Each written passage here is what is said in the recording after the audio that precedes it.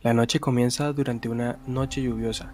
Se ha declarado la alerta amarilla por el temporal y podría pasar a roja en cualquier momento. Cambiamos de escena y vemos a nuestro protagonista, Lin Jie, ordenando libros en su librería. Se pregunta por qué no hay clientes. Supone que la lluvia los ahuyenta, aunque confía en que alguien busque refugio y él pueda atenderlo de la mejor disposición. A pocas calles, lo que parece ser una elfa libra un combate feroz contra varios atacantes. Los derrota con facilidad, pero queda malherida y necesita un lugar donde refugiarse. Buscando refugio, la elfa descubre que lo único abierto es la librería de Lin Jie. Le parece extraño, pero sin más opción, entra. Lin Jie, emocionado, la recibe con entusiasmo. Ha esperado esta oportunidad así. Le ofrece una toalla para secarse, pero ella desconfía porque él le insinúa que la estaba esperando. Sospecha que tal vez pertenece a una organización enemiga, pues no lo ve como un simple librero.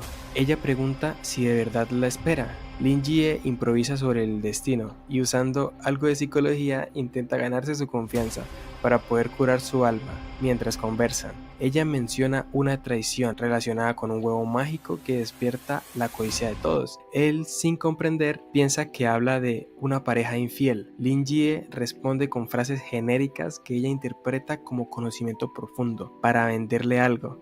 Le ofrece el libro Sangre y Bestias. Ella deduce que revela secretos sobre usar sangre de licántropo para aumentar el poder y le pregunta si así es su vida. Él, creyendo tratar de una chica con el corazón roto, la anima a seguir ese camino. Frases que ella toma por profecía. Luego brindan. Lin Jie alza su taza y descubre que era simplemente agua hirviendo. Noté. Acto seguido, le hace firmar la tarjeta de préstamo a su nombre. Jin Sik-su es hija de un millonario y el prota lo descubre. Entonces se imagina el poder renovar la tienda con esa oportunidad.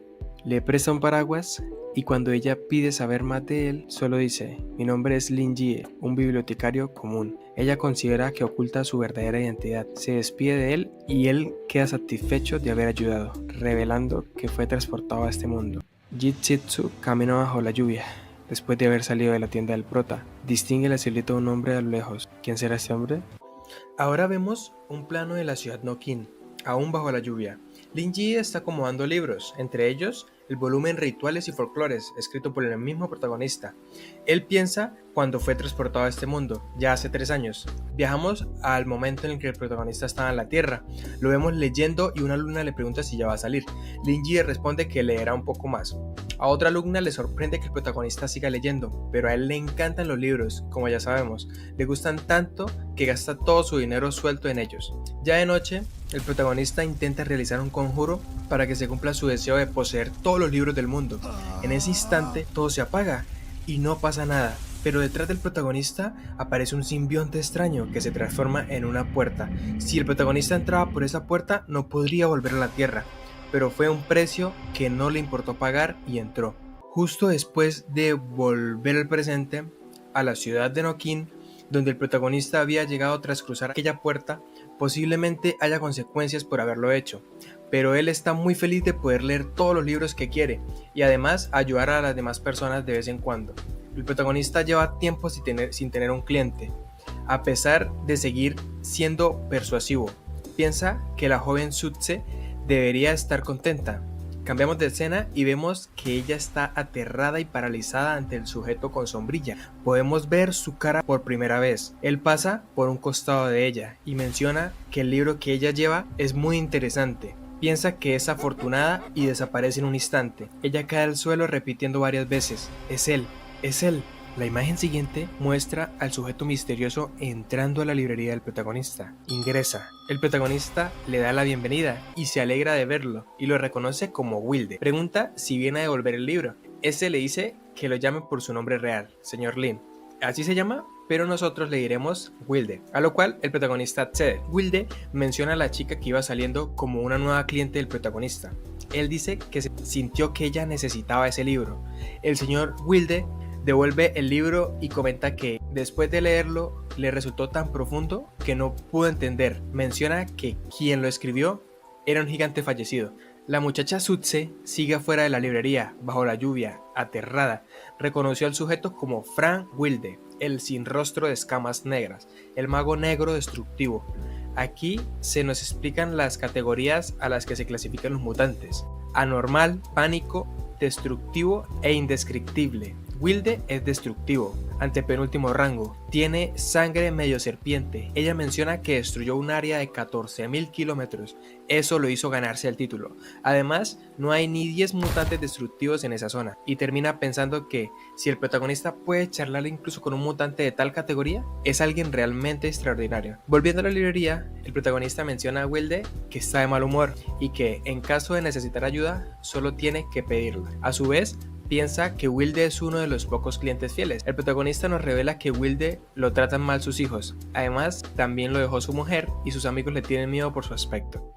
Algo realmente triste. Saltamos 2 años a cuando el protagonista conoció a Wilde por primera vez. Apenas lo ve entrar, lo saluda como siempre y deduce que es una persona con historia que contar y adinerada. Piensa que tratarlo de la mejor forma posible para ganar un cliente regular. Wilde quiere vender un libro de coleccionista, según él. El protagonista acepta y le ofrece té. Wilde se niega, pero el protagonista insiste y él accede muy feliz. El protagonista especula sobre el rostro de Wilde, estudia el libro y descubre que está escrito en lenguas comunes y moribundas. Incluso cada letra de ese libro tiene magia, es un texto fuera de lo común. Wilde se sorprende de que el protagonista tenga la capacidad de percibir todo esto.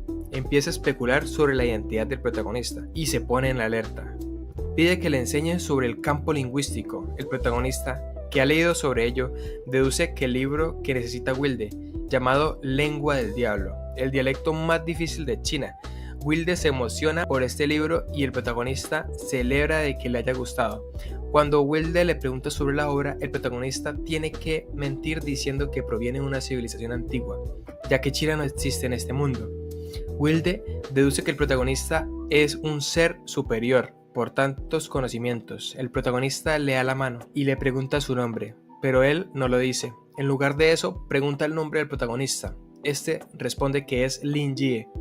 Volviendo al futuro, el viejo Wilde le agradece al protagonista por haberle prestado el libro y le pide si puede buscar algo parecido o más difícil. Hace 40 años, conocemos a un joven Wilde frente a un gigantesco rey. El coloso le explica que los magos dominan el poder de la lengua recitando hechizos y que para alcanzar el nivel indescriptible debe crear su propio idioma. Volvemos al presente y vemos al protagonista buscando un libro para Wilde. Este aprovecha para confesar que, cuando se hallaba perdido, fue el protagonista quien lo guió de vuelta al camino y lo ayudó. Wilde está convencido de que el chico es una especie de ser superior con poder infinito y piensa expresarle su gratitud.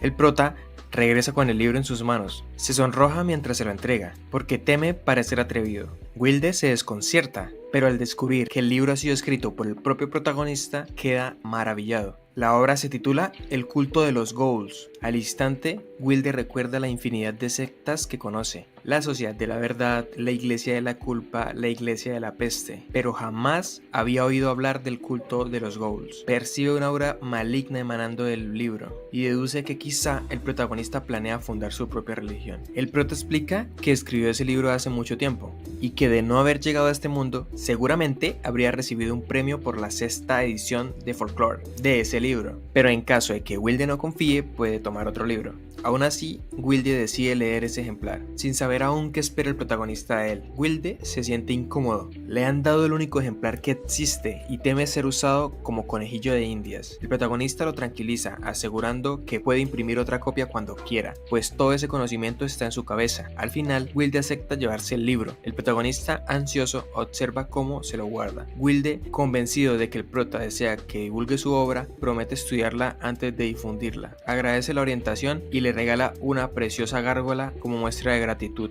El protagonista corresponde al gesto y espera con ilusión el próximo obsequio. Wilde se despide prometiendo traer algo aún mejor. Tras cerrar la tienda, el protagonista se queda embelesado observando la gárgola. Parece increíblemente real. Decide ir a dormir, pero entonces aparecen letras negras que se transforman en el suelo como un mensaje. Tiempo sin vernos. El protagonista reconoce de inmediato la presencia que se manifiesta.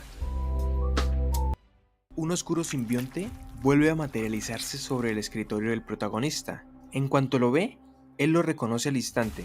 Es la misma criatura que ya lo trajo a este mundo hace ya 3 años. Intrigado, pregunta qué debe hacer para saldar el deseo que pidió hace 3 años. El prota lo compara mentalmente como un genio de la lámpara, convencido de que no puede ser malvado si le concedió un favor. Sin pronunciar palabra, la criatura escribe en el suelo: La deuda ya ha sido saldada, y esa es la razón de mi visita. El protagonista adivina al momento, que se refiere a haber permitido que Wilde recomendara su libro. El simbionte confirma con otro trazo de tinta oscura.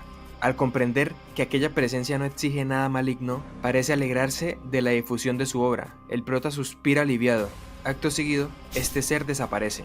Cambio de escena. A lo lejos, un espía vigila la librería del protagonista y transmite un informe urgente. Ha descubierto el paradero del mago Wilde, envuelto en un conflicto interno de cazadores. Además, Wilde ha pasado mucho tiempo dentro de una librería. Quizás sea un punto secreto de reunión para magos negros. El receptor del mensaje se sorprende y ordena al espía regresar para detallar lo ocurrido.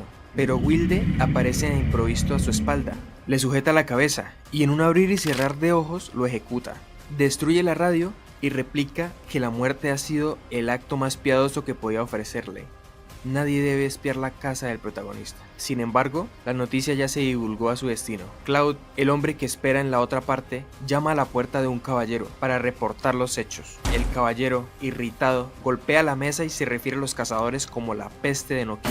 De no ser por ellos, él estaría disfrutando de su retiro. Claude intenta apaciguarlo, pero basta una mirada severa para que calle y pida perdón. Tembloroso, comunica el nuevo caso. Han matado al espía asignado a vigilar a los cazadores de la calle 23. Aparentemente localizó a Wilde. El caballero se enfurece. La última vez que lo vieron fue hace 2 años, en la guerra de las colinas blancas, y todos lo creían muerto. Todos menos él. ¿Cómo podría estar ahora en Noquín? Quiere saber qué hacía Wilde en aquella calle. Claude explica que pasó más de 1 hora dentro de una librería. Investigaron los papeles del establecimiento y resulta que pertenece al gremio de comerciantes Fresno. Lleva 3 años abierto y goza de una excelente reputación. Lo único extraño es que el librero no es originario de la zona. Claude concluye que resulta improbable que sea refugio de magos negros, pues el gremio Fresno está formado por druidas, ajenos a esas artes. Aún así, no pueden actuar con brusquedad, habrían represalias. El caballero, enfurecido, le pregunta a Claude cuál es la misión de la orden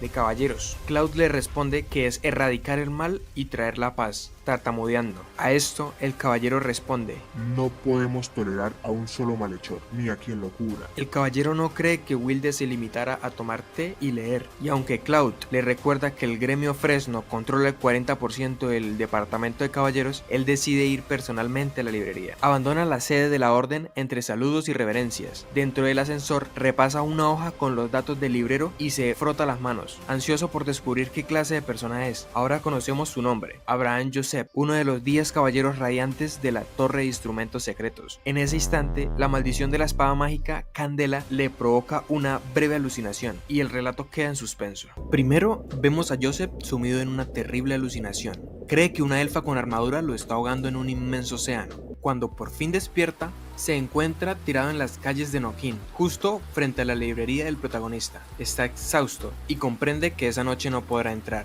Nos revela que su espada arrastra una maldición desde la muerte de su dueño original. Solo un caballero extraordinariamente poderoso, con mente y voluntad perfectas, puede mantener la raya. Joseph ya no es aquel caballero, los años le pesan y la espada está ganando la batalla. Saltamos de escena. Los cazadores se están destrozando entre sí por el espejo mágico. En medio del caos, Elitz, líder del Lobo Blanco, observa desde lo alto y reconoce su error. Subestimó a la jovencita de segundo rango. Se pregunta qué harán ahora sus subordinados y llama a uno de ellos, Casper. Cambiamos de lugar. Zetsu, anterior segundo al mando del Lobo Blanco, huye de su antiguo grupo. La atacan por la espalda varios cazadores, pero de pronto aparece una cadena unida por una hoz que los aniquila a todos. El responsable de esto es Mats. Zetsu le pregunta la situación a Mats. Él responde que Elitz posee el engendro del espejo mágico. Se volvió loco y desató una masacre entre cazadores. Reconoce que están en clara desventaja y confirma que Elitz se alió con Casper, el tercero al mando. De atrás llega Kai, otra subordinada de Zetsu. Explica que Elitz roza el rango pánico y que Casper entrenó a la mayoría de cazadores, así que seguramente planearon la traición desde hace tiempo. Furiosa, acusa a ese maldito conspirador. Zetsu le agradece. Cuando fue traicionada, Kai intercambió su ropa y contuvo a los perseguidores, permitiendo que escapara. Kai piensa que Zetsu es increíble. Desde su regreso, controla la sangre contaminada y mantiene la cordura en un estado de concentración absoluta. Entonces interrumpe Ryan, la rata y cerebro de la inteligencia del lobo blanco. Entre gritos, la llama diosa y proclama que si Elitz y los demás están cerca del nivel pánico, Shitsu ya lo superó. Cuando se transforme, todos caerán. Ella valora tenerlos cerca, más aún porque portan la runa creada por el mago blanco de la casa, una marca que les impide traicionarla. Luego, le recuerda que todos cargan sangre corrupta y cazan crueles bestias de ensueño, y los incita a la batalla. Con resolución, Shitsu derriba la puerta del cuartel del lobo blanco. Está dispuesta a morir luchando y acabar con Elitz. Sin embargo, solo halla a Casper empalado por una guadaña aún con vida en lo alto. Shitsu pregunta por Elitz y por el espejo mágico, pero Casper apenas sonríe. Siente que algo anda mal. Al tocarlo, él empieza a transformarse. Shitsu exige una jeringa y le inyecta un antídoto para frenar la mutación. Le exige respuestas a Casper. Casper solo murmura que la santidad vendrá y muere de inmediato. La situación vuelve al punto de partida. Mats sugiere acudir al mago de la casa, pero Shitsu lo descarta. Ordena a Mats y a Kai seguir investigando mientras instruye a Ryan para que la acompañe a la calle 23. El protagonista saborea su enésima taza de té bajo la penumbra de la librería. Han pasado ya 3 días sin un cliente. El último fue el excéntrico Wilde. Entre sorbo y sorbo, recuerda que la tienda sigue abierta gracias a la señorita negra, quien la financió, tramitó la licencia comercial y hasta consiguió la residencia del pobre librero. Con el temporal azotando la ciudad, no espera que entre nadie hoy, ni mucho menos que vuelva a ocurrir algo como lo de Shitsu. Justo entonces, la puerta se abre y Shitsu cruza el umbral. El prota la recibe con su mejor sonrisa. Piensa que quizás ella sea la llave de su futura fortuna. El prota le confiesa que no esperaba verla tan pronto. Shitsu se ruboriza. Interpreta su comentario como un reproche a su habilidad por tener que volver en busca de ayuda. Al azar, la mirada se detiene en la gárgola que adorna el mostrador. Irradia un aura intimidante que la desconcierta. Ryan, la rata, se pregunta por qué un simple humano exhibe semejante objeto. Shitsu, con voz temblorosa, se disculpa. Ha fracasado. Ryan se queda mudo en la puerta. El prota pregunta por él. Shitsu responde que es un leal servidor. Mientras el prota, malinterpretando todo, supone que tras un desamor ella aceptó al primer don nadie que encontró. Recapitulando, él deduce que si se hubiera vengado de su antiguo amor estaría más segura de sí. El prota pregunta, ¿fallaste? Shitsu asiente. Le cuenta que Elix escapó. Pese que ella arrasó su base durante 3 días, incluso dejó atrás a su camarada Casper como señuelo. Shitsu admite que lo subestimó y se disculpa de nuevo. Por fuera, el prota sonríe comprensivo. Por dentro, intenta descifrar cómo un romance puede sonar tanto a guerra. Concluye que el amor es una guerra y que Elitz es un cobarde digno de lástima. Entonces el prota le dice a Shitsu que lo entiende todo. Ella se alegra y le pide su opinión. Mientras tanto, Ryan no entiende nada de nada. Mientras Shitsu y el prota hablan, Ryan recuerda días atrás. Él estaba pasando información sobre el mago de escamas negras. La persona que lo escuchaba medio desconfía de él, pero Ryan se ofende. A esto, la persona que lo escuchaba le pide disculpas. Entonces, Ryan le dice que para poder saber más información, visite la Sociedad de la Verdad. Allí va a dejar un informante que le va a dar todo el resto de información. Después de esto, se burla de Shitsu, ya que confía ciegamente en la runa de lealtad. En ese momento, llega Mai y lo llama sucia rata. Le pide que se arrastre de vuelta, ya que tienen que irse. Ryan pide disculpas a Shitsu por demorarse tanto, y piensa que si encuentra el secreto definitivo, hasta una rata puede convertirse en rey. De vuelta en la librería, Ryan se pregunta por qué Shitsu trata con tanto respeto a un tipo normal. El prota le dice a Shitsu que su verdadero enemigo no es Elitz, sino el miedo mismo. Ryan lo reconoce como palabras vacías, trucos de un charlatán, y piensa y decide desenmascararlo. El prota, después de haber tomado tanto té, tiene que ir al baño. Entonces le pide 5 minutos a Shitsu y sube las escaleras. Apenas el prota se va, Ryan estalla y le grita a Shitsu, ¿no ves que es un mentiroso? Shitsu lo calla llamándolo insolente, desenvaina su espada y se la apoya en el cuello, y le dice que si no fuese útil, ya estaría muerto hace mucho tiempo. Ryan se disculpa, pero en su mente la maldice y piensa que cuando venga el prota, lo va a desenmascarar. Vemos que debajo de su manga tiene una flecha envenenada, pero en ese momento, la gárgola cobra vida, atrapa a Ryan entre sus manos y se lo traga entero. Shitsu queda paralizada. Después de esto, el prota regresa, secándose las manos con un paño. Le pide perdón por la demora a Shitsu y le pregunta que dónde está su subordinado. Shitsu, pálida, apenas balbucea, algo urgente.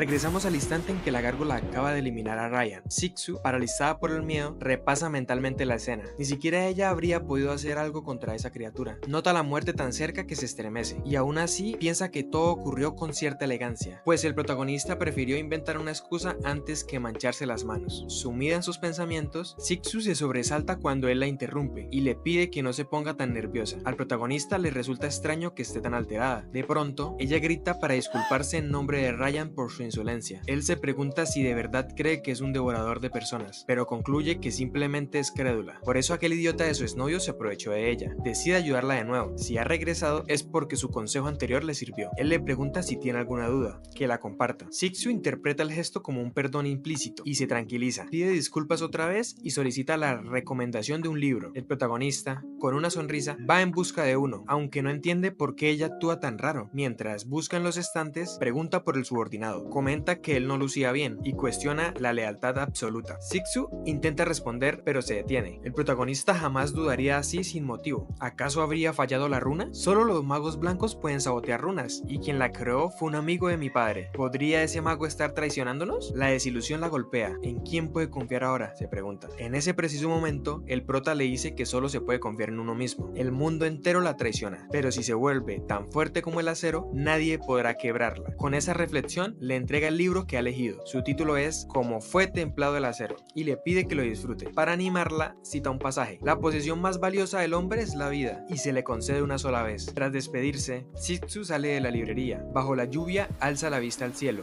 abre el libro y absorbe el conocimiento que emana de sus páginas. Comprueba la runa de Hitru, el mago blanco. Está rota. Ryan también la estaba traicionando. Gracias al protagonista, no lo hizo, y además modificó la estructura de su alma con facilidad. Ella vierte maná hasta superar al fin el nivel pánico. Siente que él le ha dado una segunda vida. El agradecimiento se convierte en devoción, y sin darse cuenta, en amor. Desde el interior, el protagonista observa todavía la calle y se inquieta, porque la nariz de ella estaba sangrando, y ruega que ella no sea una yandere, pues, después de lo que vivió con su exnovio, él fue su salvación. Sacude la cabeza para alejar pensamientos impuros. Ella es adinerada, imposible que se fije en alguien como yo. En ese instante, Abraham Joseph llega al frente de la librería. ¿Qué sucederá ahora? El capítulo inicia con Joseph confirmando la dirección de la librería. Se pregunta por qué Wilde visitaría un establecimiento tan modesto. Aún así, no puede desaprovechar la pista. Se propone a verificar los rumores de los espías y avanza con paso firme hacia la puerta, proclamando: como caballero, mi deber es hacer justicia. Dentro de la librería, el protagonista busca un libro infantil para leer antes de dormir, pero en ese instante la puerta se abre de golpe. El prota se alegra que haya llegado otro cliente, pero se extraña de lo amenazante que luce el visitante. Aún así, lo recibe con cordialidad. Joseph inspecciona la librería de arriba abajo. Nada le parece sospechoso ni relacionado con Wilde, salvo una gárgola que le llama la atención. Piensa que Wilde jamás regalaría algo así a nadie. El caballero pregunta al prota si él es el dueño. Con ánimo amistoso, el prota responde: sí es, abuelo. El apelativo irrita a Joseph, pero se controla. Luego averigua que la gárgola fue un obsequio de un cliente y que no está a la venta. Joseph, cuando escucha esto, piensa que es absurdo que un caballero posea un artefacto creado por un mago negro. Pregunta si ese cliente se llama Wilde. El prota asiente y se pregunta si acaso este nuevo visitante guarda resentimiento contra su viejo camarada. Joseph reflexiona sobre por qué Wilde revelaría su nombre. La tienda no parece un escondite de magos negros, así que concluye que este debe ser un punto de intercambio. El prota, al ver que el visitante no ha destrozado nada, deduce que no es una mala persona. Entonces, él se anima a preguntar: abuelo, ¿el señor Wilde es amigo suyo? El caballero, aún más molesto, admite conocerlo y que son viejos camaradas, aunque dentro de sí recuerda que hace 2 años intentó arrancarle la cabeza, pero Wilde escapó. El prota imagina a Joseph y a Wilde como viejos amigos. Se sorprende de que Joseph haya reconocido de inmediato la gárgola. Este último le pide la dirección de Wilde, pero el prota solo puede decir que no la conoce. En cambio, le dice que Wilde tomó un libro prestado hace unos días y debería regresar pronto. El prota promete avisarle cuando aparezca. También aprovecha para ofrecerle un libro a Joseph. Al caballero no le gusta leer, pero aprecia el trato natural del prota, pues desde que es un caballero mutante, nadie lo trata con normalidad, sino con excesivo respeto y halagos. Acepta quedarse porque le agrada el ambiente, aunque pone de excusa de que no ha traído dinero. El prota insiste en que leer cualquier libro es gratis en ese lugar. El caballero, con dolor de cabeza, observa el libro que está sobre la mesa. Para el prota es El Principito, pero para él se llama Semilla del Abismo. El prota comenta que estaba leyendo un cuento de hadas. Joseph cuestiona por qué un adulto leería tal cosa y cómo un cuento de hadas podría llamarse de esta forma. Al prota prota no le gusta considerarse viejo. Aún así, sigue ofreciéndole el libro y asegura de que le ayudará a dormir. Intrigado, Joseph acepta leer unas páginas. En cuanto el prota le entrega el ejemplar, el caballero se desploma. Alarmado, el prota se pregunta si ha sufrido un infarto. Le toma los signos vitales y comprueba que solo cayó en un sueño profundo. Su pulso es incluso mejor que el prota tenía de joven. Sorprendido de la fortaleza del caballero pese a su edad, el prota se pregunta si el libro provocó este desmayo, pero descarta la idea como absurda. Suspira, acomoda a Joseph para que descanse y decide interrogarlo cuando despierte. Vemos al protagonista que se esfuerza por arrastrar a Joseph, pero por más fuerza que haga, no consigue levantarlo. Pesa como un oso, dice. El prota piensa que si fuera tan delgado como Wilde, moverlo sería más fácil. También dice que un segundo cliente podría ayudar, pero con esta lluvia nadie vendrá. Así que, mientras se disculpa en su mente, toma a Joseph por los brazos, arrastra a Joseph hasta otra habitación y lo recuesta en una mesa de madera. El prota nota entonces que Joseph tiene un brazo mecánico, un miembro completo que una persona corriente no podría soportar. Une cabos y concluye que debe ser un militar retirado, igual de terco a los que conocía en la Tierra. Supone que la lluvia quizá provocó un cortocircuito en la prótesis. De pronto, la escena le parece digna de un psicópata que esconde un cuerpo para hacer cosas innombrables. Se consuela pensando que nadie lo imaginaría así. Incluso el gatico que estaba en la tienda se asusta al verlo. Observa que Joseph aprieta el libro contra su pecho y deduce que le gustó mucho. Entonces, el prota siente la presencia de alguien. Se gira y no ve a nadie. Pero al salir, descubre que era un gato, que huye velozmente. El felino corre mientras maulla. ¡Maldición! ¡Maldición! En plena carrera, cancela su forma animal y revela su identidad humana. Es Greg, un gran admirador de Joseph. Por esa devoción, luchó con esfuerzo para entrar a la torre de los instrumentos secretos. Ese día en concreto, decidió seguir a su ídolo transformado en gato. Greg conoce todo el conflicto que hay entre Joseph y Wilde. Momentos antes, vemos que Greg, al llegar a la librería, no detecta ninguna fluctuación mágica. Pasa 10 minutos afuera esperando a Joseph, pero no hay señales de él, así que entra para ver qué sucede. Escucha al prota decir que Joseph debe descansar, seguro de sí mismo. Greg piensa que el prota es un tonto por darle ese consejo a un caballero. Sin embargo, al asomarse ve a Joseph recostado en una silla y cree que el prota lo ha asesinado. Alarmado, decide no vencerlo. Cuando lo descubren, sale corriendo, presa del pánico. Regresamos al momento en que está huyendo. Greg, aterrorizado pero decidido a superar sus límites, adopta de nuevo la forma de gato y se lanza a completar la misión más importante de su vida: informar de lo ocurrido en la librería. Mientras tanto, Joseph sufre otra alucinación. Nota algo distinto. Esta vez no tiene dolor. De repente, las palabras del cuento aparecen en su mente y Candela le dice que está encantada de conocerlo. Joseph se sorprende de oír a la espada y de oírla contenta. También ve a un elfo rubio con una espada dorada. Esto no puede ser un cuento para niños, piensa. En ese instante despierta sobresaltado. El prota está a su lado y lo recibe con un «Abuelo, has despertado». Joseph le da las gracias, todavía aturdido por la experiencia. Seguimos donde Joseph le está dando las gracias al protagonista. Este último le dice que no se preocupe y le pregunta cómo está. Joseph le responde que genial. El prota piensa que, con el físico monstruoso que tiene Joseph, sí debe ser un oficial retirado y cree que su habilidad para juzgar a las personas es muy avanzada. También piensa que si Joseph golpeara a Wilde, le arrancaría la cabeza fácilmente. Afortunadamente, son colegas. Joseph le pide disculpas al protagonista por haber causado molestias. El prota responde que él ayuda a todos los clientes con la mayor dedicación posible. Joseph concluye que el protagonista ayuda a cualquiera que entre a la librería, sin importar el grupo al que pertenezca. Eso lo hace pensar en una raza que también es igual de amable: los elfos, una raza ancestral, de larga vida y llena de conocimiento. Todo tendría sentido si el dueño de la librería fuera un elfo, porque han vivido tanto que ayudan sin distinguir entre el bien y el mal. Siempre tratan a todas las personas con cortesía y calidez. Esa elegancia solo se puede obtener con incontables años de refinamiento. Ahora Joseph cuenta la historia que vio.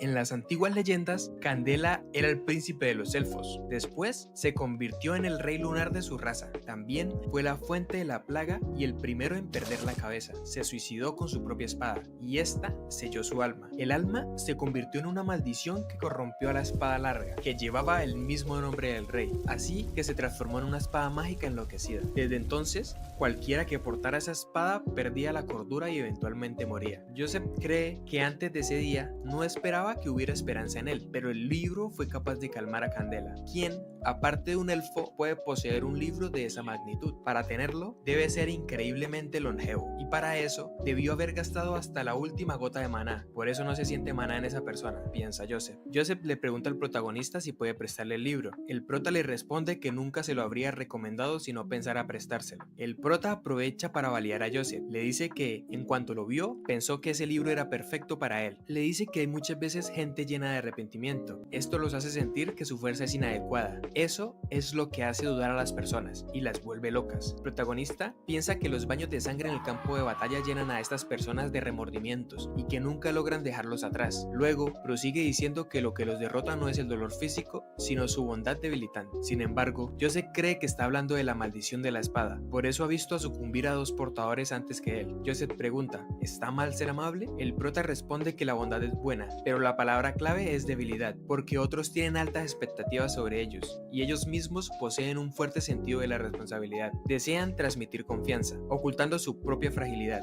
Esa bondad puede salvar a los demás, pero no a ellos mismos. Lo resume todo con una frase: está bien no ser el héroe invencible todo el tiempo. Joseph piensa que por fin lo entiende. No es la espada lo que vuelve loco a los portadores, sino la constante búsqueda de la perfección. Maldice por no haberlo visto antes. Se pregunta cuánto podrá mantener esa calma. El prota piensa que la calma no durará mucho. Si los cuentos infantiles funcionaran tan bien, no harían falta los psicólogos. Ahora sí, el protagonista le dice que la calma no le durará mucho, pero le pide a Joseph que se lo deje a él. Él solo quiere ganar un nuevo cliente, pero para Joseph se trata de liberarse de la maldición. Vemos un flashback donde la gente dice que Joseph es el que más tiempo ha portado la espada. Antes solía ser intimidante. Joseph le pregunta al protagonista si todo esto no le causará molestias. Para el prota, eso confirma que Joseph y Wilde son amigos, ya que ambos se preocupan por los demás. El protagonista quiere regalarle el libro, ya que Joseph ha estado cargando con ese peso durante mucho tiempo. Joseph lo ve en ese instante como una eminencia, por su elegancia y bondad, pero le dice que por ahora debe seguir trabajando, descansará cuando haya paz en el mundo. Le pide prestado el libro y promete volver en una semana. El prota acepta, pero le pide que registre todos sus datos de contacto. Se emociona porque ha ganado otro cliente. Joseph firma y deja un depósito. En caso de que no quiera tomar más libros prestados en el futuro, si ese fuera el caso, se le devolverá la mitad del dinero. Joseph piensa que, después de todo, es una librería. El protagonista le dice que se verán en una semana. Joseph se inclina y se marcha, pensando que ya no tiene más arrepentimientos. Solo le queda impartir justicia. No importa si Wilde se escapó, lo encontrará y lo matará con sus propias manos. Es su responsabilidad. Cambiamos de escena. Ahora vemos a Wilde trabajando en su guarida. Está muy feliz por todo el conocimiento que ha obtenido del libro, conocimientos tan profundos como el océano, y dice que pronto reaparecerá el sin rostro de escamas negras en Nokia. Wilde dice que gracias al libro oculto de Ghouls podrá saber más sobre la civilización antigua. Esa grandeza lo hipnotiza. Todo fue posible gracias al señor Lin, o sea, el protagonista. Wilde le ha preparado un regalo. Está seguro de que le encantará.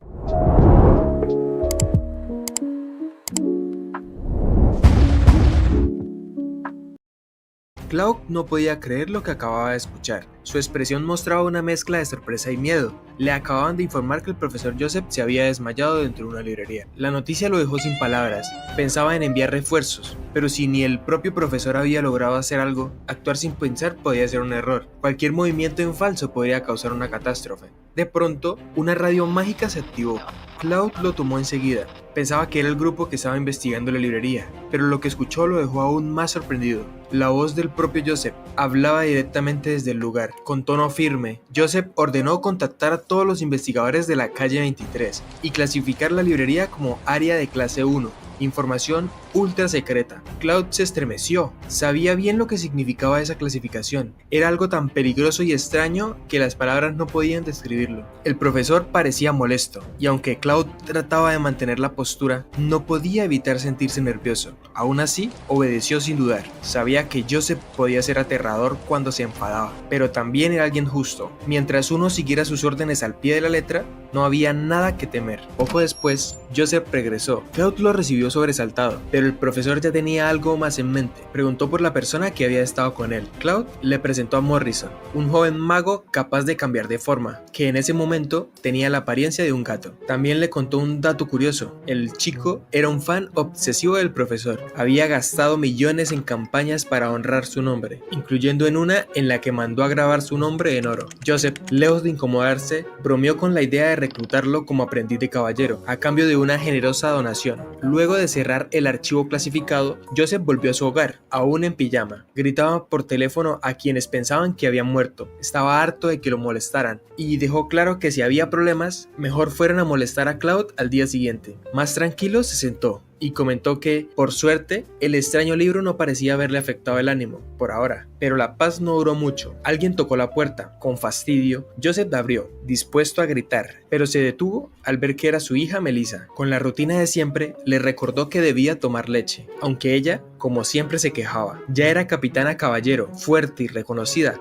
y no necesitaba esos recordatorios, o al menos eso decía. Pero algo llamó su atención, un libro que jamás había visto antes. Sorprendida de que a su padre, alguien tan cerrado, estuviera leyendo algo así, decidió abrirlo, y no pudo dejar de leer. Mientras pasaba las páginas, algo en ese libro la atrapa más y más. Era como si las palabras se conectaran con algo más profundo. Cuando terminó una parte, Melissa quedó impactada. Salió de la habitación sin decir nada, confundida y emocionada. Joseph, por su parte, solo murmuró mientras le ofrecía un vaso de leche. ¿Recuerda beber esto? Melissa se enfada. Cerró la puerta de un golpe. Desde el otro lado, Joseph la escuchó y suspiró. Debe estar en su etapa rebelde. Mientras observaba una foto vieja familiar. Lo que importa es que esté sana. Del otro lado de la puerta, Melissa se recostó contra ella. Su mente no dejaba de pensar en lo que había leído. ¿Quién escribió este libro? ¿Podría el protagonista ser el rey elfo Candela? Esas historias eran tan vivas y tan reales, pero lo que más le molestaba es que no la había terminado. Estaba justo en la mejor parte. Más tarde, ya en su habitación, Melissa encendió su base de datos secreta. Usó una clave antigua, una que pertenecía a su madre, quien también fue una caballera radiante. Gracias a eso, logró tener acceso a la información más confidencial. Y allí estaba, la ubicación exacta de la librería. ¿Una librería? ¿Amistosa? Sabía que no sería tan impresionante. Sin pensarlo dos veces, decidió ir. Antes de salir, vio un vaso de leche. Hizo un puchero, se lo tomó un sorbo y luego, algo apenada, se midió el pecho. ¿Crecerá? ¿De verdad? Se dijo.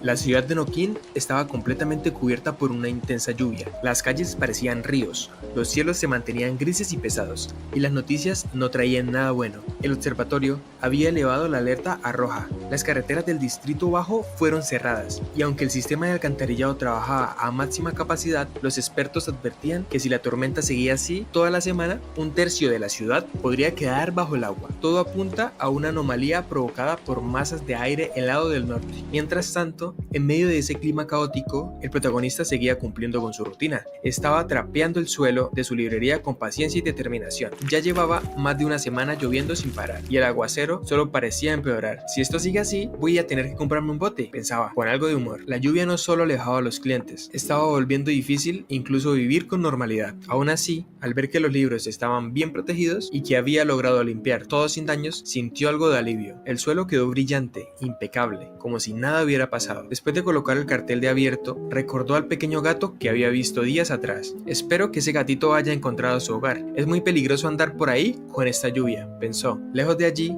alguien estaba muy emocionado. Morrison había logrado entrar a la oficina del gran Joseph y no podía contener su alegría. Era como si estuviera en un santuario. Decía que podía oler su presencia en cada rincón. Claude, que lo acompañaba, solo bromeó. Tranquilo, ya casi te mueres del gusto. Mientras tanto, en otra parte de la ciudad, un pequeño cerdito malhumorado renegaba frente a su televisor apagado. La lluvia no acaba y ahora su cable no funcionaba. Revisó el aparato, el cableado, todo parecía bien. Seguramente era el cortacircuito, pero no quería salir con ese clima espantoso. Entonces se le ocurrió una idea. Quizás el vecino me ayude. Es un buen tipo y siempre está dispuesto a colaborar. Tal vez hasta me agradezca por dejarlo ayudarme, pensó con malicia mientras forzaba una tos exagerada para llamar la atención. ¡Hey, vecino! ¿Estás ahí? Una voz respondió desde el otro lado. Sí, ¿necesitas ayuda? Era el protagonista. El cerdito sonrió con picardía. Mi televisor está fallando. Creo que es un problema de los cortocircuitos. No puedo salir ahora. ¿Podrías revisarlo tú? Y le indicó que el cortocircuito estaba detrás de la tienda, en la pared derecha. El protagonista, como siempre dispuesto a ayudar, aceptó. Pero al parecer, una pesadilla familiar lo sorprendió. Era Tinta, el pequeño simbionte que apareció de repente. Lejos de asustarse, el protagonista se alegró de verlo. Recordó cómo Tinta le había dicho que prestar libros lo ayudará de alguna manera, y pensó que quizás había vuelto a agradecerle por esto. ¿Quieres ayuda con esto?, le preguntó con una sonrisa el prota. Tinta asintió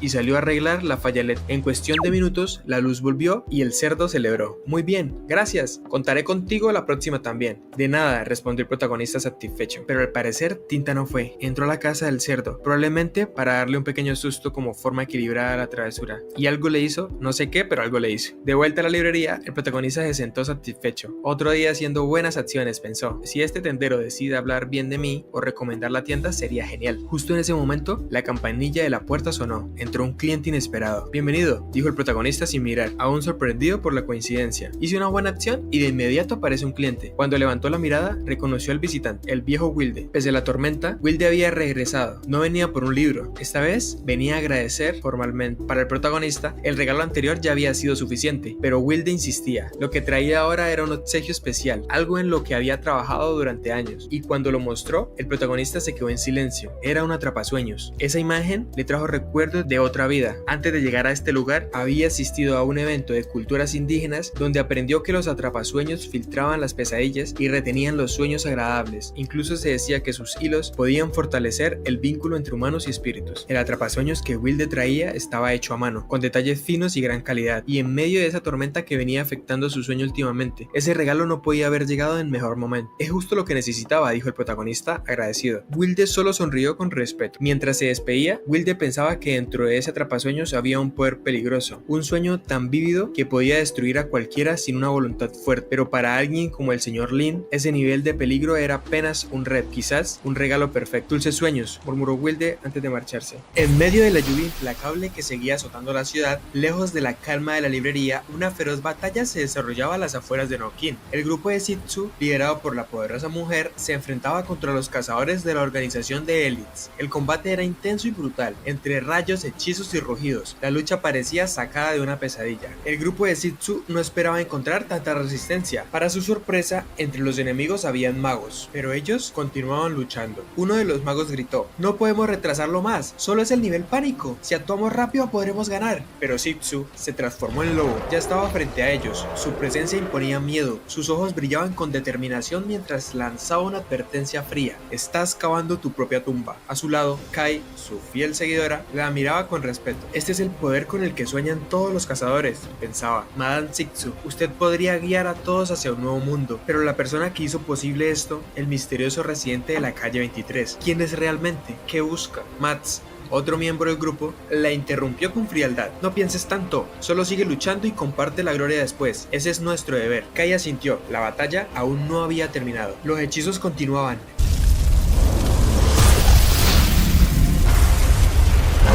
El cielo se iluminó con una poderosa explosión de fuego, y por un momento pareció que Zetsu había sido alcanzada. Kai gritó su nombre con desesperación. Desde la distancia, Elites observaba todo con una sonrisa torcida. No esperaba encontrar a alguien tan fuerte en Nokin, ni siquiera Wilde, el legendario guerrero, podría controlar la transformación de forma como Zetsu lo hacía. Pero la calma de Elites duró poco. Zetsu reapareció detrás de ellos, sin que nadie la detectara. Elites apenas tuvo tiempo de reaccionar. "Me descuidé", pensó, mientras se giraba rápidamente.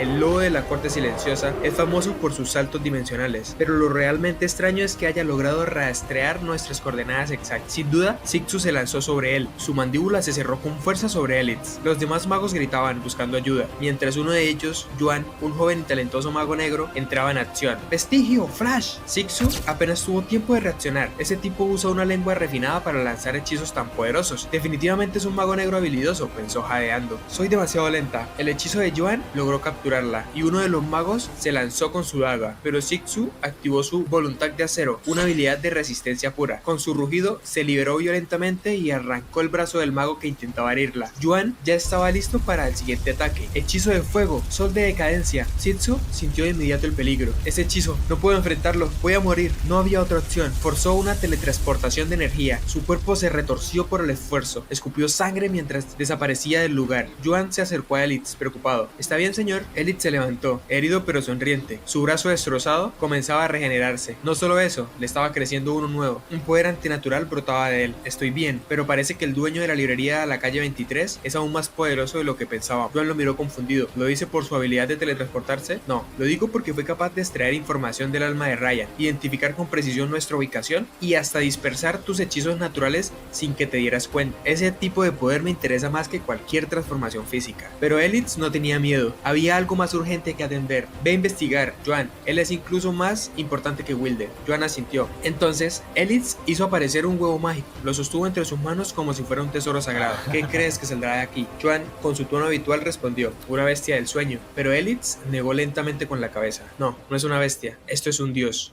real. La intensa lluvia no daba tregua. Esa noche, después de cerrar la librería, el joven dueño subió a su habitación en silencio. Miró al cielo gris tras la ventana, mientras la tormenta seguía golpeando con fuerza los tejados de Noquín. ¿Quién sabe cuándo parará esto?, murmuró. Tal vez pueda salir a comprar provisiones cuando el clima mejore. Una vez dentro de su cuarto, tomó una puntilla y la clavó en la pared con cuidado. Colgó allí su más reciente obsequio, el atrapasueños que Wilder le había entregado. Lo observó en silencio, evaluando cada nudo, cada pluma. La habilidad artesanal del viejo Wilder es impresionante, pensó, incluso sin considerar su valor mágico. Es una obra de arte, igual que aquella gárgola que me regaló. Debería hablar con él sobre esto cuando regrese. Cansado, se dejó caer sobre la cama. Espero que de verdad funcione. Buenas noches, dulces sueños.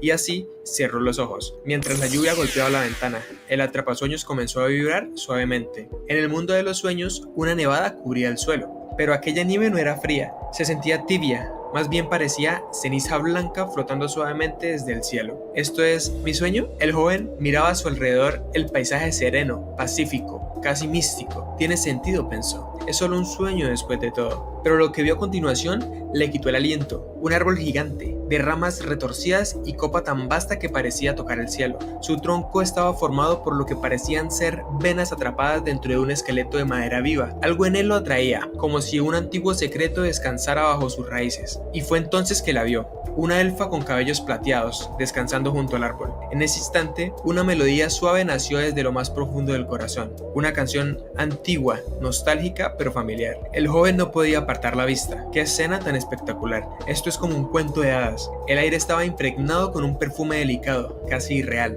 La elfa dormía con tanta calma que parecía parte del sueño mismo. Una visión imposible de encontrar en la realidad. Esto debe ser un sueño lúcido, pensó. Un tipo de sueño donde el soñador es consciente de que está soñando, donde conserva su memoria y puede sentir, pensar y actuar. Debió ser el atrapasueños combinado con las palabras de Wilde. Provocaron este efecto. Suena lógico, incluso poético. Soy un genio. Si este es mi sueño, puedo hacer lo que quiera. Sus ojos brillaron por un segundo mientras la observaba. No importa, incluso los sueños tienen sus límites. Aunque... ¿por qué soñaría con una belleza así? Tal vez es un cliché del cabello plateado. A los chinos nos encanta. Al final del día, esto es solo un sueño, así que cualquier cosa puede pasar. Se acercó con calma. La luz del sueño iluminaba la figura de la elfa, resaltando sus delicadas curvas y piel nívea. Definitivamente esto es un sueño. Una belleza así es como una obra de arte viviente. Sin contener su curiosidad, acarició con suavidad su cabello plateado. Un pequeño gesto de admiración, pensó, nada más que eso. Pero entonces, una ráfaga de viento surgió de la nada. Lo empujó hacia atrás con fuerza. La elfa abrió los ojos y en un instante su ropa cambió mágicamente. De reposar como una figura frágil, pasó a erguirse como una guerrera majestuosa. El joven quedó atónito. ¿Cuánto mide? ¿2 metros? Era tan alta, tan imponente, tan irreal, que el sueño mismo parecía doblarse a su presencia. Y entonces ella habló. ¿Quién eres? Él no respondió. Simplemente parpadeaba, sin saber del todo lo que estaba pasando. ¿Me ha hablado primero?, se preguntó. Su actitud sorprendía al protagonista, pues parecía muy consciente de la naturaleza del sueño. Él se intrigaba al notar la autenticidad que se sentía en su presencia. Ella lo observó con una sonrisa tranquila y se presentó con el nombre de Silver. El protagonista, intentando mantener el control de la situación, notó que aquella sonrisa tenía un aire desafiante, como si ella estuviera tomando la delantera en una conversación no hablada. Silver, con un tono melancólico, comenzó a expresar que llevaba mucho tiempo allí. El lugar era hermoso, sí, pero el silencio eterno le pesaba. A pesar de su belleza, sentía un vacío difícil de ignorar. El protagonista reflexionó. Lo que ella sentía era soledad, y aunque fuera un sueño, él se dejaba llevar por su espíritu ayudador, imaginando un lugar romántico lleno de libros, como si estuviera allí para curar almas. En ese instante, deseó tener su traje habitual, y al pensarlo, este apareció como por arte de magia. Entendió que tenía cierto control sobre el sueño. Decidió invitar a Silver a sentarse, y ella aceptó con una sonrisa suave. Su mano, fría y delicada, se posó en la del prota. Él quería entender la situación primero, así que le preguntó si siempre había estado sola. Ella le respondió que nadie había podido entrar a ese lugar antes, que solo él lo había logrado. Para el protagonista, ella se parecía a una princesa atrapada en un cuento de hadas, viviendo aislada en un jardín eterno. Sabía que era solo un sueño, pero no podía evitar ayudarla. Entonces, con sinceridad, le explicó lo que pensaba, que su dolor venía de la soledad, de haber estado siempre aislada, sin nadie que la comprendiera. Silver lo escuchó, recordando que la gente solía temerle y alejarse. El protagonista comprendió que ella era una pensadora profunda, casi una filósofa atrapada en su propio mundo. Con calma, él compartió una idea. Mencionó que hay un dicho que dice que cuando el hombre piensa, Dios se ríe. Y aunque el significado original no importa mucho, le parecía romántico imaginar que si Dios veía a alguien tan bella pensando, le regalaría una sonrisa sincera. Esas palabras hicieron que Silver se sonrojara levemente. El protagonista continuó: tal vez pensar no tenía que ser tan doloroso, si se veía como una forma de conectar con algo superior. Dijo que esa teoría era bastante romántica, y Silver admitió que él sonaba como un romántico. Él lo aceptó sin dudar, creyendo que esa era la razón por la cual podían hablar en ese lugar. Ella asintió. Si él había logrado aparecer en su sueño, era porque ya había logrado entretenerla, y quizás, incluso, fuera un pensador más profundo que ella. Entonces, el protagonista se armó de valor, le pidió un favor, no, más bien lo expresó con un deseo sincero. Quería que fueran amigos. Qué tonto. Ella se sorprendió, pero él sabía que no debía dejar que ella tomara la iniciativa, por como pensaban personas como ella. Podía rechazarlo sin querer hacerlo, así que decidió avanzar con cuidado. Le explicó que, aunque ese lugar era hermoso, la rutina podía volverse aburrida. Tener un amigo significa compartir historias, hablar de cosas simples, y eso traía felicidad. Mientras pensaba en compartir, su mente inevitablemente lo llevó a imaginar libros. Aunque no estaban en una librería, estaba seguro de que podía crear un libro si lo recordaba bien. Así, materializó en sus manos un ejemplar de Cuentos de los Hermanos Grimm y se lo entregó a Silver como regalo de amistad. Silver lo aceptó con una expresión emocionada. Hacía tanto tiempo que nadie le daba algo, ni siquiera palabras. Ella, agradecida, le ofreció frutas doradas del árbol que los acompañaba. Era su forma de corresponder. El protagonista notó la rareza del árbol y pensó que, aunque hermoso, las frutas o las flores no le serían útiles fuera de este sueño. Sin embargo, aceptó la fruta dorada que Silver hizo caer suavemente en sus manos. Con curiosidad, le dio un mordisco. Era crujiente, dulce, sin semillas, muy parecida a una manzana. Imaginó que su sabor se basaba en la fruta real. Silver le preguntó si le había gustado. Él asintió, diciendo que sí, que era bastante dulce. Pero justo después de esto, el lugar empezó a desmoronarse, señal de que estaba despertando. Aunque sentía que no había pasado mucho tiempo, no podía evitarlo. Se tenía que ir. Antes de desaparecer, Silver, triste, lo abrazó con fuerza y en un gesto inesperado mordió su oreja suavemente. ¡Upa! En silencio, deseó que cuando la noche llegara nuevamente podrían volver a encontrarse en ese mismo sueño. Uf, hay acción acá, muchachos.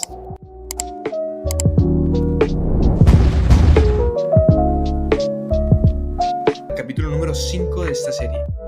Bajo la lluvia, en un callejón, Joan fuma y reflexiona. Cree que elegir a Elitz pudo haber sido un error, pero piensa que elegir a otro habría sido aún peor. Confiesa que traicionó a su maestro y mató a un alumno. Siente que ya no hay mucho por hacer. A su lado está Sombra, que pregunta por la misión. ¿Qué tiene de especial la librería y por qué lo necesita Joan personalmente si está herido? Joan responde que hay dos personas peligrosas. Una joven llamada Yi, que se volvió muy fuerte recientemente, y un viejo llamado Wilde, que tuvo una herida grave, pero al parecer volvió a entrenar y ahora es aún más temible. Joan sospecha que ambos podrían estar ligados al dueño de la librería de la calle 23, como si sus destinos se estuvieran reescribiendo. Joan encarga la investigación a Sombra, entrar a la librería, revisar su nivel, apariencia y ubicación, y volver con información. Sombra sale veloz bajo la lluvia. Joan se queda, dudando y esperando que la información sea falsa. Sombra llega, confirma el número y entra con sigilo. Revisa estanterías y rincones, y no percibe energía mágica. Todo parece una librería normal. Decide subir al segundo piso, al único lugar que no ha revisado. Allí nota una pequeña señal de vida y piensa que la misión fue demasiado fácil de lo que esperaba. Al abrir la puerta, encuentra al protagonista dormido, entre una extraña vegetación mágica.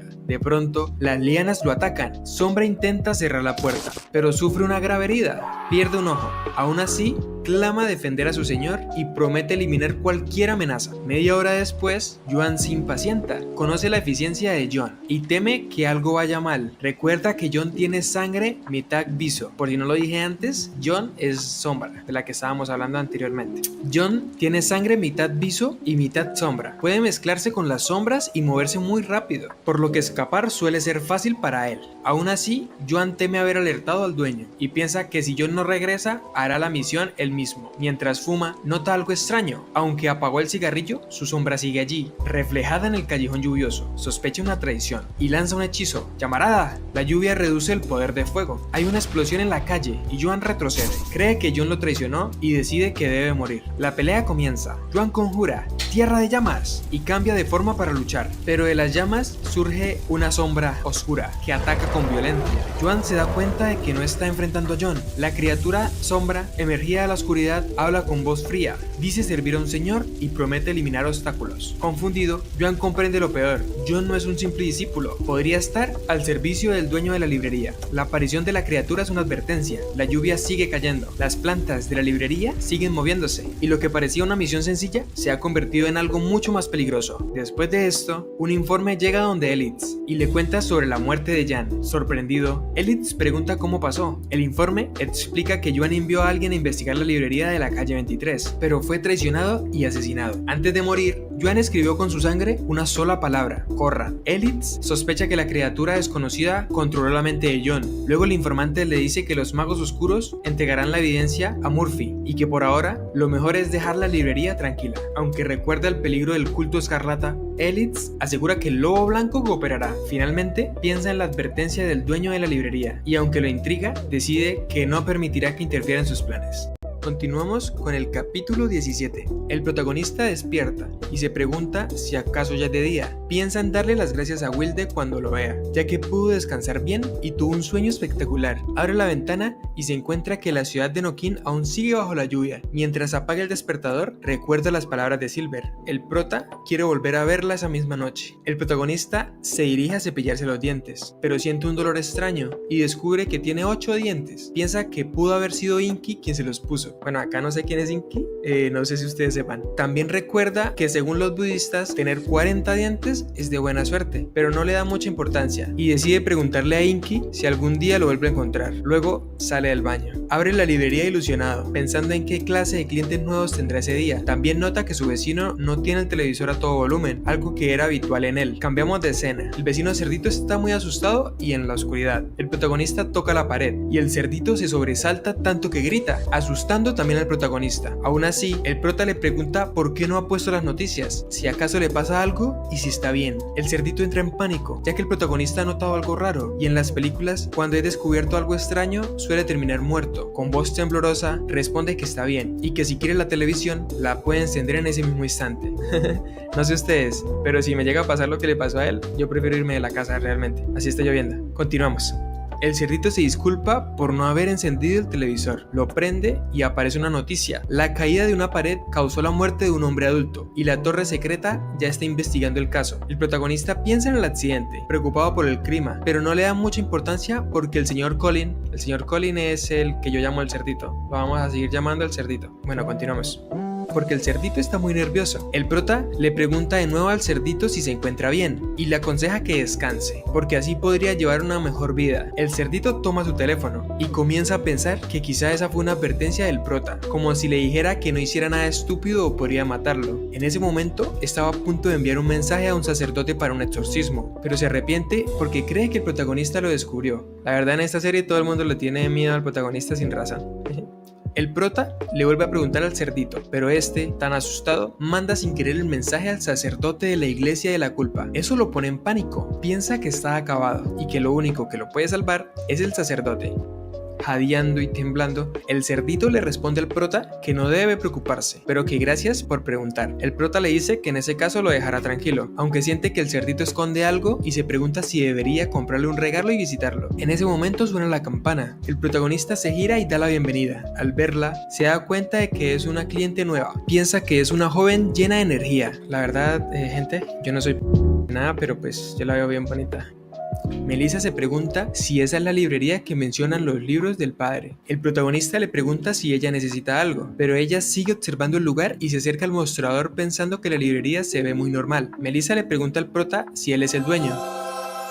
¡Y tome mi dinero! El protagonista asiente y le dice que puede preguntarle lo que ella quiera, ofreciéndole alquilar, comprar o simplemente hojear cualquier libro. Melissa lo mira y piensa que no parece alguien impresionante. Incluso se decepciona porque no esperaba a alguien así después de haber atravesado media ciudad, arriesgándose a que Joseph la regañara. Con poco interés le pregunta al protagonista si puede pedir lo que quiera. A él le parece grosera y le responde que si la petición es demasiado exigente no la cumplirá. Melissa, molesta, golpea la mesa y le pide hacer un pulso. El protagonista queda confundido. El protagonista analiza. Ella entró y se secó las botas, lo que muestra buenos modales. Su cabello espeso sugiere que viene de una familia acomodada. Al entrar parecía decepcionada, lo que indica que entró con intención. El protagonista no cree que una chica llegue a la librería por casualidad, ya que no es un lugar encantador. Se pregunta si otro cliente nuevo la recomendó. Piensa que Jisitsu o Joseph. Al observarla mejor, nota que se parecen mucho a Joseph. Luego de compararlos, no cabe duda, son muy parecidos y están directamente relacionados. Melissa se sienta y siente una presión extraña al protagonista. Con voz temblorosa le dice que un pulso no debería ser algo tan irrazonable. El protagonista lo observa mucho tiempo, lo cual resulta raro, y finalmente acepta. Le dice que está bien, pero que primero tiene dos preguntas. Ella pregunta cuáles son esas dos preguntas y él hace la primera. ¿Estás aquí por Joseph? Ella se asusta y pregunta que cómo lo supo. El protagonista sonríe porque tenía razón. Le dice que tranquila, que solo lo pensó porque ella y Joseph se parecen bastante. Ella se enfurece, le grita: ¿parecidos en qué? El protagonista sonríe al notar que son iguales en aptitud, mirada y ojos. Deduce que deben ser padre e hija. Hace la segunda pregunta: ¿por qué quieres hacer un pulso conmigo? Ella responde que Joseph una vez le dijo: si estás molesta y no puedes hacer nada, deberías hacer un pulso con alguien, porque ese juego hace ver débil al que se niegue. Incluso si se niega, se le puede obligar. También le serviría como excusa para golpearle si se llegaban a pelear. El protagonista queda más confundido. No puede creer que eso sea lo que Joseph le enseña a sus hijos. Decepcionado, piensa que no esperaba mucho de un militar retirado, pero igual le sorprende lo mal que le ha criado. Aún así, acepta el reto y pregunta cómo deberían jugar. Melissa, feliz, dice que al mejor de dos. El protagonista piensa que seguramente discutió con Joseph y solo está buscando a alguien con quien desahogarse. Ese alguien fue él. Eso lo enoja un poco y retira lo dicho sobre los buenos modales. Se propone a corregir su comportamiento. Al empezar el pulso, Melissa nota que la fuerza del protagonista es de un hombre adulto común, nada especial para ser de clase 1 de confidencialidad. Ella teme lastimarle la mano, así que decide ir suave. Inicia la cuenta regresiva: 3, 2, 1 y para sorpresa de Melissa, el prota gana. Eso tiene sentido. No lo tiene. No lo tiene. Melissa queda en shock, no le parece posible ese resultado. Listo, gente, hasta acá voy a dejar este video. En este video resumí el capítulo 16 y 17 de Realmente no soy el vasallo del dios demonio. Entonces, muchísimas gracias. Si alguno llegó hasta esta parte, me gustaría que comentara rata en los comentarios. Muchísimas gracias. Si me pueden dar un like o suscribirse, sería un apoyo grandísimo. No quiero ser cansón, pero pues con eso me motivan. Hasta el próximo video.